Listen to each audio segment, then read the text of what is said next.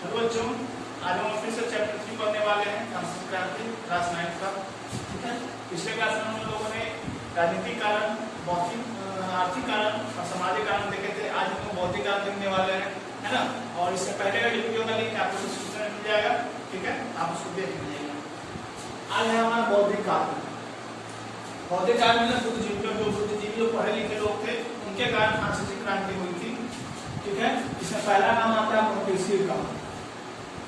Montesquieu France का एक निवासी था और ये स्वयं कुलीन वंशीय था, यानी कुलीन परिवार में जन्म हुआ था और ये कुलीन वर्ग का था। ठीक है, फ्रांस में सैनिकों में कुलीनों को शामिल किया जाता था और उनको प्रमोशन यानी पदोन्नति जो होती थी वो कुलीन वर्गों को ही होता था। ठीक है, किंतु ये भी कुलीन वंशीय था, लेकिन कुलीन वंशीय होने के बावजूद इसने चर्च और राज की आलोचना किया था। ठीक है, इसने अपनी पुस्तक, इसने 2 पुस्तकों का विमोचन किया है जिसका नाम है Persian letters and the spirit of laws. इसमें इसने ये बोला है कि जीवन, संपत्ति और स्वतंत्रता, यानी मानव का जीवन, उसकी संपत्ति और उसकी स्वतंत्रता उस आदमी का जन्मसिद्ध अधिकार है ना, और यह उसका जन्मसिद्ध अधिकार है। ठीक है, इन्होंने ये बात बोली थी। उसके बाद एक बहुत बड़ी देन है इसकी, जिसका नाम है शक्ति का पृथक्करण। शक्ति का पृथक्करण से मोंटेस्क्यू का ही देन है, और इसने ये बोला था कि राज की शक्ति जो होगी वो किसी राजा में निहित नहीं होगी, है ना। उसको शक्ति का पृथक्करण यानी शक्ति का बंटवारा होगा, और राज की जो शक्ति होगी वो कार्यपालिका, विधायिका, न्यायपालिका तो उसमें निहित होगी, यानी किसी व्यक्ति विशेष में निहित होगा। ठीक है, और इसने एक बात और कहा था, राजा यदि निरंकुश है ना, राजा का शासन अच्छा नहीं है तो जनता अपने क्रांति के द्वारा राजा को शासन से हटा सकती है और प्रजा को ऐसा करना आवश्यक है। ठीक है, अगर राजा ठीक से शासन नहीं कर रहा है तो प्रजा आंदोलन करेगी और अपने शासक को सत्ता से दखल कर देगी। ठीक है, बेदखल कर देगी। उसके बाद आता है वॉल्टेयर का नाम। जिस प्रकार मोंटेस्क्यू जो था वो कुलीन वंश होने के बावजूद राज की आलोचना करता था, सेम वॉल्टेयर जो था राज की आलोचना करने लगा। शुरुआत में तो यह मानता प्रभुत्व जो निरंकुश शासन था उसका समर्थक था, है ना, और इसका मानना था कि जो 100 चूहों की अपेक्षा एक सी का शासन उत्तम है। कहने का मतलब है कि बहुत से लोग मिलकर जो शासन करते हैं उससे अच्छा है कि एक अकेला राजा ही शासन करे, चाहे वो निरंकुश हो चाहे कैसा भी हो, ये उसका मानना था। लेकिन बाद में स्थितियों से गुजरा, इसकी परिस्थिति आम जनता इस तरह होने लगी तो ये भी मानने लगा कि नहीं, निरंकुश शासन उत्तम नहीं है। और इसने क्या कहा कि भ्रष्ट गिरजा जो चर्च था उसको नष्ट करने का आह्वान कर दिया कि हम चर्च को नष्ट कर देंगे, उसको बर्बाद करेंगे, उसका जो कानून है उसको नष्ट कर देंगे। इसने भी 2 पुस्तक का विमोचन किया है, ले हेनरिएट तथा लेटर्स फिलोसफिक्स।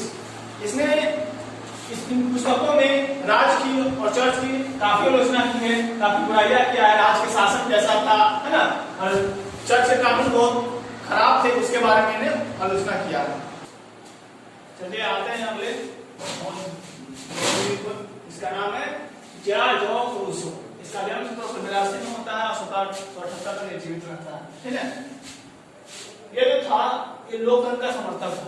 ठीक है, और इसने अपनी 2 पुस्तकें लिखी हैं, इसका नाम है एमिली और द सोशल कॉन्ट्रैक्ट। इन पुस्तकों में इनके लोगों का समर्थन किया है, राज की आलोचना की है, राज के शासकों की आलोचना की है ना।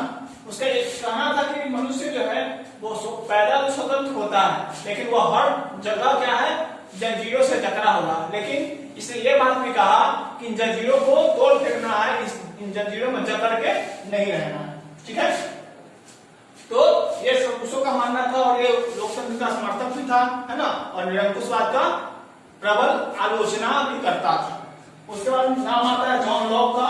इसका जन्म 1632 में और इसकी मृत्यु 1704 में होती है ना। इसने राजशाही के दैवीय और निरंकुशवाद का जोरदार खंडन किया है। जैसे राजा जो कहता था कि हम देवों का स्वरूप है, राजा अपने आप को ईश्वर का रूप मानता था, कहने का हम ईश्वर के अवतार हैं, हम ही कानून है और मेरे द्वारा बोला गया सब चीज कानून है और उसको नहीं मानना पाप है ना। तो इसको वो क्या किया है, खंडन किया है, इसका विरोध किया है। इसने अपनी पुस्तक टू ट्रीटाइजेज, इसकी पुस्तक है टू ट्रीटाइजेज ऑफ गवर्नमेंट, है ना।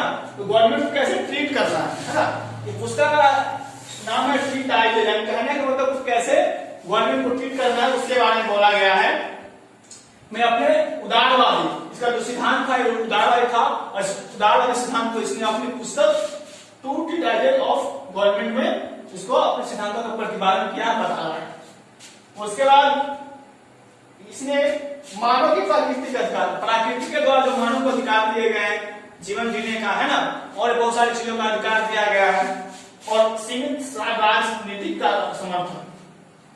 सीमित राजनीति कहने का मतलब है कि राजा का जो शासन होगा, जो कानून होगा, जो शक्ति होगी वो एक सीमित होगा, ऐसा नहीं कि असीमित शक्तियां राजा कुछ भी करे और उसका कोई विरोध ना करे, इसका वो विरोधी करता था और सीमित राजनीति का समर्थन करता था। अन्य बुद्धिजीवी, चार बुद्धिजीवी के बाद और भी बहुत सारे बुद्धिजीवी थे और शास्त्री थे, है ना। तो उसमें देखते हैं एक का नाम है दिदरो का। तो दिदरो नामक एक बुद्धिजीवी है ना। इसने 35 खंडों में प्रकाशित अपना विश्वकोश किया था, एनसाइक्लोपीडिया, है ना। और इसका जन्म जो है 1713 में, इसकी मृत्यु 1784 में होती है।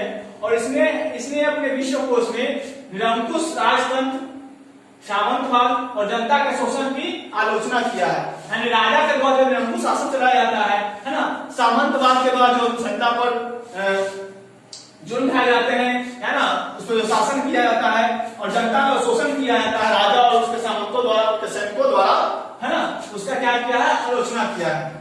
इस प्रकार कुछ अर्थशास्त्री हैं, उन्होंने क्या कहा है, क्वेशी, टुर्जो और नेकर, इस जैसे अर्थशास्त्रियों ने ये बोला है कि फ्रांस के जो व्यवस्था है काफी दुर्बल है और इसकी उन्होंने आलोचना की है और इसमें सुधार लाने के लिए उपाय भी बताए कैसे इसमें सुधार लाना है। लेकिन ये बातों में इनको तो इन्होंने बताया कि कैसे फ्रांस में आर्थिक सुधार लाना है, लेकिन जो शासक था वहां का लुई सोलामा वो उसकी बात को नहीं मानता था, वो सिर्फ अपनी मनमानी करता था।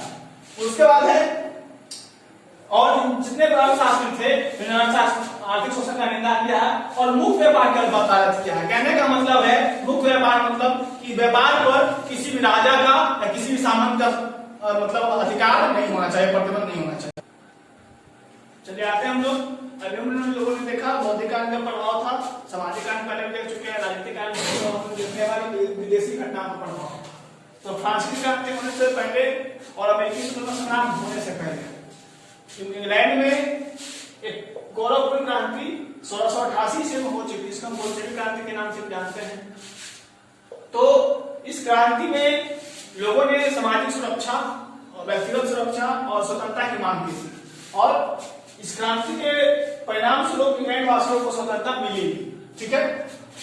उसके बाद 1689 में जस्ट एक साल बाद अधिकारों को घोषणा पत्र जारी किया गया। अधिकारों को घोषणा पत्र जारी किया गया जिसमें यह कहा गया कि मानव के अधिकारों की सुरक्षा की गारंटी दी गई। इस घोषणा पत्र के अनुसार मानव के अधिकारों की रक्षा की जाएगी, इसकी गारंटी इंग्लैंड में दी गई। उसके बाद बात आती है अमेरिकी स्वतंत्रता संग्राम की। तो अमेरिका स्वतंत्रता संग्राम में फ्रांसीसी सैनिकों का महत्वपूर्ण योगदान था, है ना। फ्रांसीसी सैनिक ने इसमें महत्वपूर्ण योगदान दिया था और उन्हीं के योगदान के कारण अमेरिकी स्वतंत्रता संग्राम सफल भी हो पाया। लेकिन फ्रांसीसी सैनिक जो अमेरिका में स्वतंत्रता संग्राम के लिए गए थे, तो उन्होंने देखा कि किस प्रकार 13 उपनिवेशों ने अपनी सहभागीदारी के साथ अमेरिकी स्वतंत्रता संग्राम को सफल बनाया और अपने यहाँ स्वतंत्रता स्थापित की, लोकतंत्र की स्थापना की, ठीक है। तो जब वे अपने देश लौटे तो उन्होंने देखा कि हमने स्वतंत्रता के लिए अमेरिका की सहायता की, लेकिन उसी स्वतंत्रता का अभाव हमारे अपने देश फ्रांस में है। तो उनके अंदर अपने देश के लिए स्वतंत्रता की भावना जाग उठी और फ्रांसीसी क्रांति का कारण बन गया। उसके बाद कर्ज का बोझ, अमेरिकी स्वतंत्रता संग्राम में फ्रांसीसी सैनिकों ने प्रत्यक्ष रूप से भाग लिया था, है ना, ब्रिटेन के खिलाफ। तो काफी जान माल की हानि हुई थी, काफी लोग मारे गए थे, है ना, बहुत सारे हथियारों का प्रयोग हुआ था, है ना। कहने का मतलब फ्रांस को बहुत ज्यादा हानि हुई थी और फ्रांस पर क्या हुआ था, कर्ज का बोझ बढ़ गया था। कर्ज का जो बोझ बढ़ने के कारण यहाँ की व्यवस्था थी कि कुलीन वर्गों को और जो पादरी वर्ग थे उनको कर्ज नहीं देना होता था, तो कर्ज का सारा बोझ किससे पड़ गया, आम जनता जो सर्वसाधारण वर्ग था उस पर पड़ गया, और मध्यम वर्ग जो पढ़े लिखे चिकित्सक वकील ये सब थे उनसे भी पड़ गया। तो यह भी एक फ्रांसीसी क्रांति का प्रमुख कारण बन गया। उसका तत्कालीन जो स्थिति थी उसके कारण भी उत्पन्न, जैसे लुई 16वां, लुई 16वां के अयोग्यता, ये जो है लुई 16वां एक अयोग्य शासक था, ना तो इसके पास सोचने की शक्ति थी, है ना, और यह हमेशा भोग विलास में जीवन व्यतीत करता था, और यह मात्र 20 वर्ष की आयु में 1774 में गद्दी में बैठा था, है ना, 1774 में गद्दी में बैठा था, और यह हमेशा भोग विलास में व्यस्त रहता था।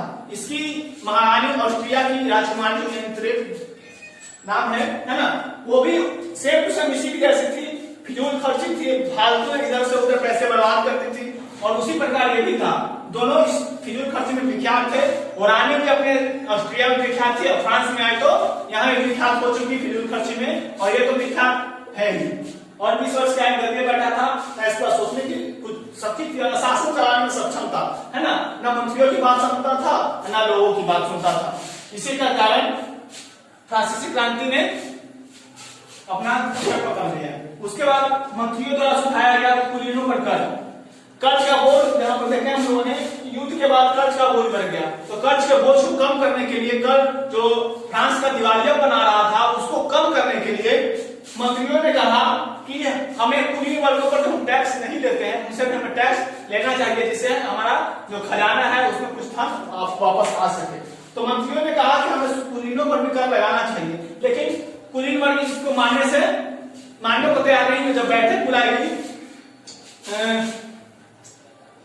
जो स्टेट जनरल की बैठक थी, जो लगभग 175 साल से उसकी बैठक नहीं हुई थी, और 175 साल बाद उसकी बैठक बुलाई गई, है ना, जिसमें कुलीनों ने इस कर को मानने के लिए, कुलीनों ने कर को नहीं माना, और इसी के दबाव में राजा ने क्या किया, तुर्जो और नेकर, इसके पहले हमने देखा था तुर्जो और नेकर कौन था, हमारे अर्थशास्त्री थे और वो इसमें शामिल थे, इन्होंने इसको बर्खास्त करवा दिया, है ना, तुर्जो और नेकर को उस बैठक से बर्खास्त करवा दिया, ठीक है।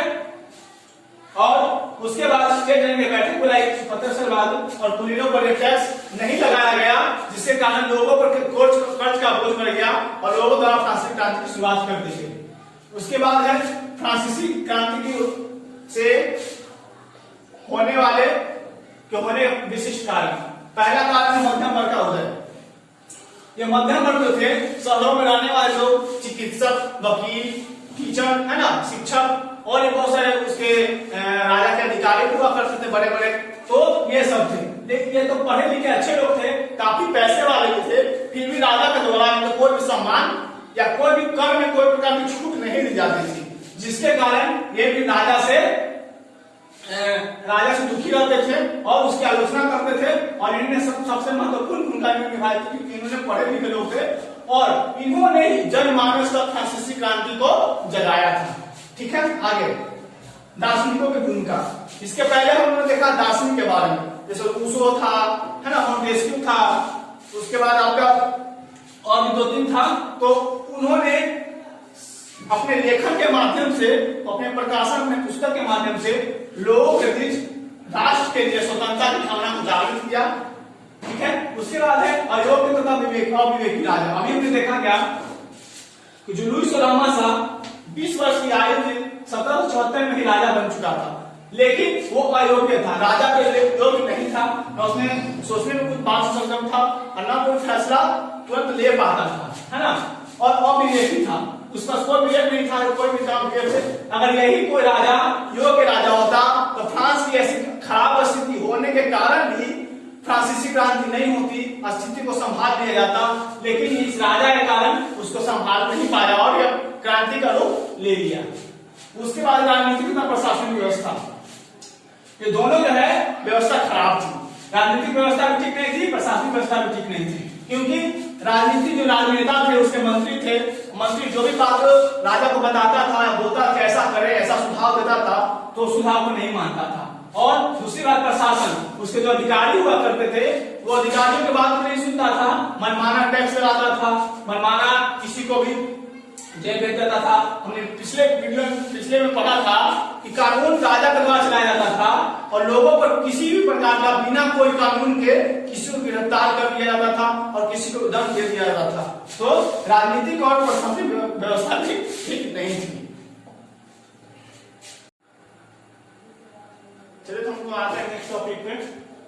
हमारा नेक्स्ट टॉपिक है फ्रांस की क्रांति की महत्वपूर्ण घटनाएं। जब फ्रांस की क्रांति हुई उसका बहुत सारी घटनाएं घटने लगी।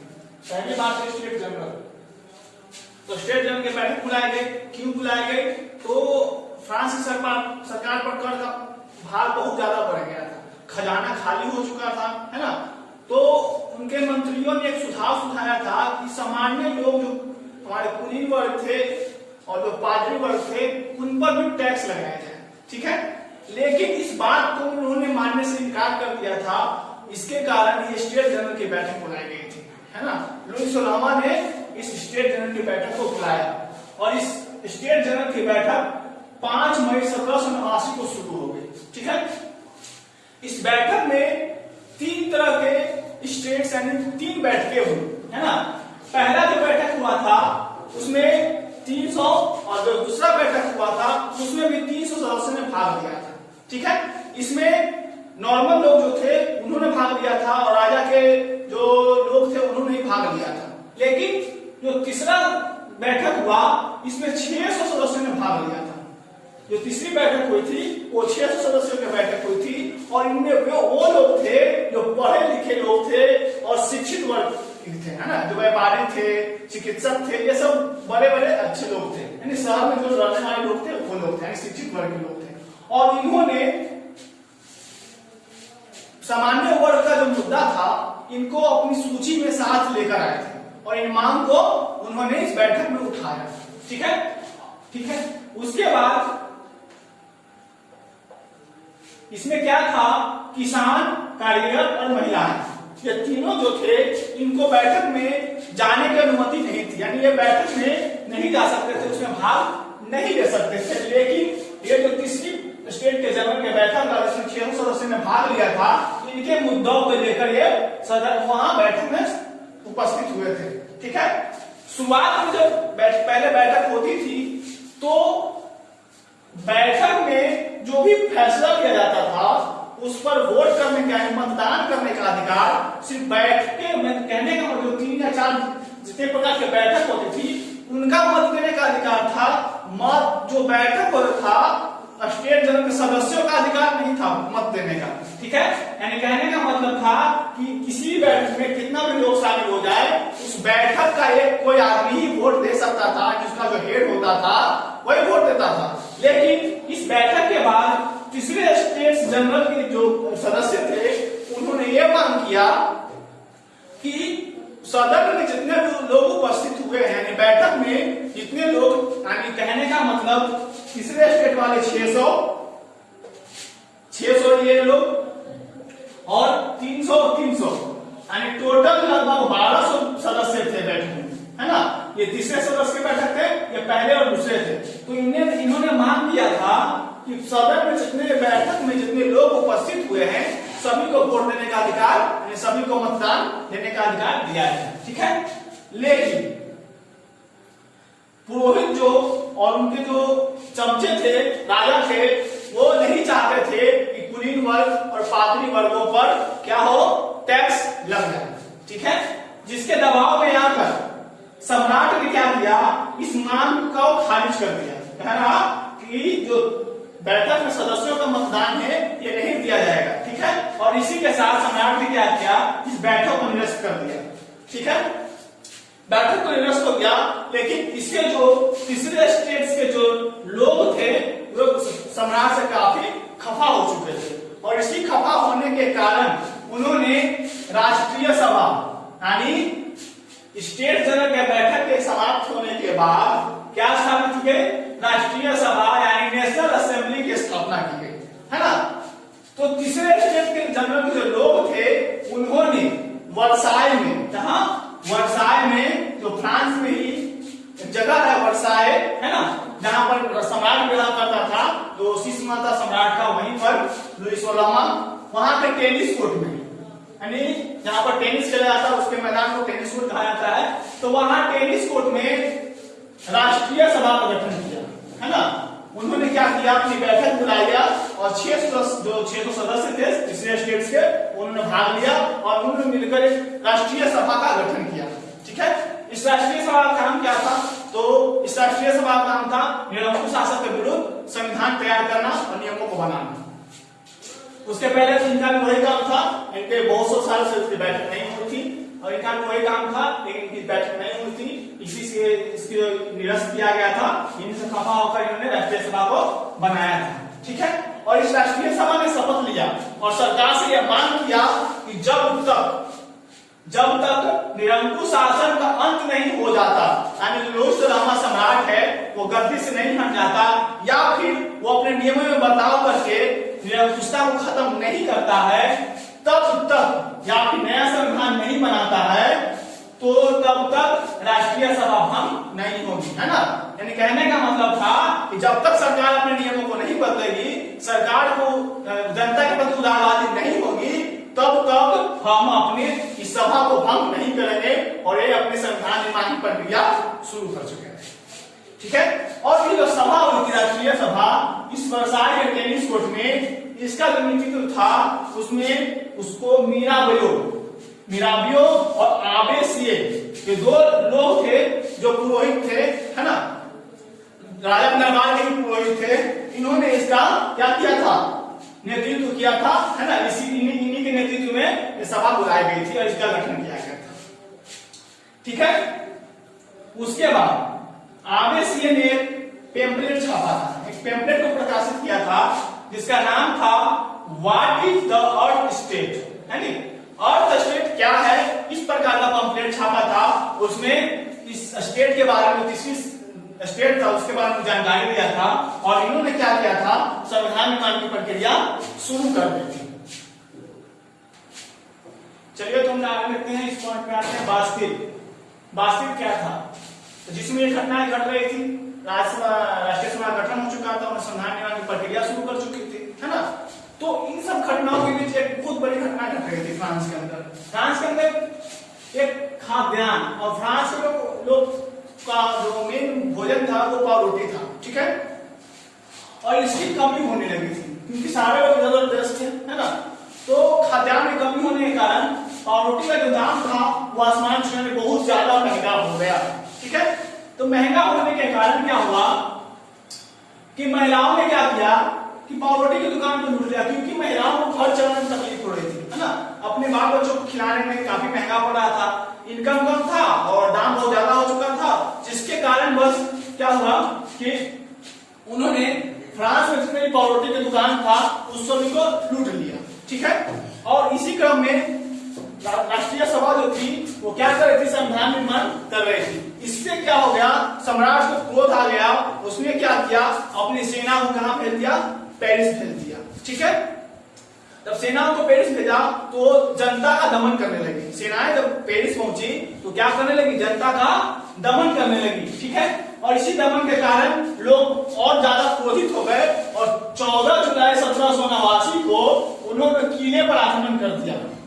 किला जो राजशाही किला था उस पर आक्रमण कर दिया। ठीक है, और वो क्या था, किला वो घृणा का केंद्र था, यानी कहने का मतलब कि जनता के प्रति जो घृणा व्यक्त की जाती थी या फिर जो जनता को बंदी बनाया जाता था, उसी किले के जो जेल होती थी उसे बंद कर दिया जाता था, इसीलिए इसे घृणा का केंद्र कहा गया है ना। तो इनको क्या किया गया, ध्वस्त कर दिया, यानी लोगों ने क्या किया, इस पे हमला कर दिया और उसको ध्वस्त कर दिया। और इस गोदाम में जितने भी अनाज रखे हुए थे, है ना, इन सभी अनाज को क्या कर दिया, लूट लिया। और उसी गोदाम में या किले के अंदर जो भू राजस्व के दस्तावेज थे, यानी कहने को जितने भी टैक्स वसूला करते थे, है ना, कैसा टैक्स, ये सबको लूट लिया, है सबको लूट लिया और इन दस्तावेजों को क्या किया, जला दिया, जला के राख कर दिया। उसके बाद ये घटना जब शहरों में घटने लगी तो क्या हुआ, इसकी खबर गांव में पहुंच गई और गांव में भी लोगों के मन में एक विश्वास जाग गया, एक अंदर से वो प्रेरणा मिली कि जिस प्रकार शहरों में लोग इसका विरोध कर रहे हैं उसी प्रकार क्यों ना हम गांव में भी इसका विरोध करें और हमें भी सफलता मिले, है ना। तो गांव में क्या होगा, लूटपाट शुरू हो गया और फ्रांस की सरकार थी उसकी सेनाओं द्वारा जनता का दमन किया जाने लगा, है ना। और इसी में क्या हुआ, जो ग्रामीण इलाके थे उसमें अराजकता फैल गया, कहने का मतलब था पूरा मारकाट शुरू हो चुका था और जिसके कारण जनता का प्रभाव काफी ज्यादा बढ़ गया इसमें, जिसके कारण क्या हो गया, सामंत जो थे वो टैक्स वसूला करते थे और जो देहाती सामंत थे, है ना, तो उनको क्या होना पड़ा, वहां से भागना पड़ा क्योंकि इनकी स्थिति काफी खराब हो चुकी थी, इसीलिए ये वहां से भाग निकले। इसी से बात हो गई, ये सभी घटनाएं घट रही थी, इसी से मजबूर हो गया सम्राट, देखा कि जनता मेरी बात नहीं मान रही है, जनता हमसे कंट्रोल नहीं हो पा रही है, यानी जनता आपे से बाहर हो चुकी है। अब इसका एक ही उपाय है कि जनता की बातों को मान लिया जाए, तभी हमारी सरकार चल पाएगी। और इसी से क्या हो गया, सम्राट उसकी बात को मान लिया और राष्ट्रीय सभा ने जो संविधान निर्माण किया था उसको मान्यता दे दी और संविधान को लागू कर दिया। और 14